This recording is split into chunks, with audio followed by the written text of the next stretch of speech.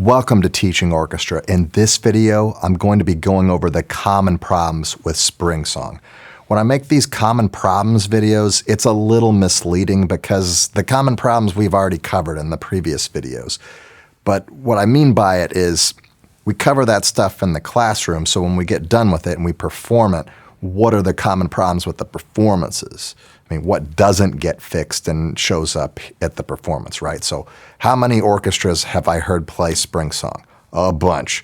And what are the tendencies? Well, the first one is dynamics. The first indicated dynamic change isn't until rehearsal 9. And I say indicated dynamic because some orchestras choose to phrase here in the first 4 phrases. So at 9, we're going from mezzo forte and we're crescendoing up to forte and then back down to mezzo forte. If you're just performing this for a spring concert for your parents or something along these lines, I'm going to treat this a lot differently than I would if I was taking this to a contest, because in a contest, I would exaggerate all the dynamics. And when it comes to dynamics, I pretend that we're demonstrating dynamics to a toddler, you know, the difference between soft and loud. Did you all watch Sesame Street growing up? Like the Near and Far video with Grover. This is near, and now you understand.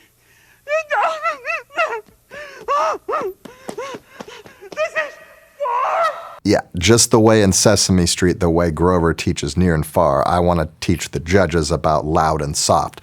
So I'm going to really exaggerate those things because never in my 20 years of teaching have I ever seen a comment sheet where it said there was too much dynamic contrast and the dynamics need to be more subtle. I've never seen it one time, but the difference between forte and mezzo forte aren't really that big, but at a contest, make them huge. So how do we get this done? Here in measure 8, I would add a decrescendo. And if you're phrasing, that's going to happen anyway. I would just exaggerate the tail end of that phrase, come down to about a piano, and then make this crescendo really obvious and effective for the forte here.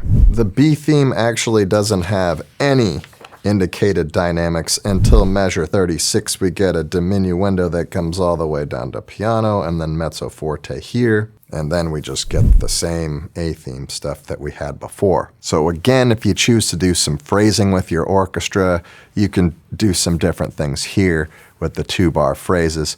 Otherwise, really make an exaggeration there with the diminuendo if you're taking this to a contest. And if it's for the parents, you know, do whatever you want. Here at the end, we go up to forte again here, but then to close out the piece, we get a diminuendo to mezzo piano, and we have a more relaxed ending, yet we're being asked to bring out the cello line here. And that leads me to my other common problem, which is balance. And believe it or not, it's not typically with the cello section when I'm hearing this piece.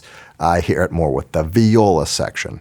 Although the cellos could stand to play closer to the bridge in the penultimate measure, but the issues that I tend to hear are the violas not putting enough weight down on the G string. And if you're using the third violin parts to help fill out the viola section a little bit, it's not always going to work because the violas play on the C string for some of this, and you might not hear those notes. So make sure that they're using enough weight, and you're also going to need to make sure that your violas are playing in a good bowing lane, all right? Closer to the bridge, and they need to stay there. And if you've been working on putting enough weight on the string, it's really going to help create friction to keep the bow in the same bowing lane. But if not, it's going to slide towards the fingerboard and back and forth, and you're not going to end up with a really good sound, and you're not going to really be able to hear the violas that well. So if you've seen Teaching Orchestra Season 1, Episode 8, you know that balance isn't just about playing louder or have other instruments play softer. Sound is multidimensional, and we need to understand that when we can't hear something, that we just need to yell at somebody to play louder or, you know, have somebody else play softer. So we can think about this like we do in photography. If we're taking an outdoors portrait and there's a tree in front of our subject, well, we can just cut down the tree and now we can see the subject. Okay, well, that's one way to do it. Or we can move our subject in front of the tree, right? But we could also put our subject beside the tree. And isn't that a more interesting composition with our subject and the tree? That's what we do when we're changing bowing lanes to balance.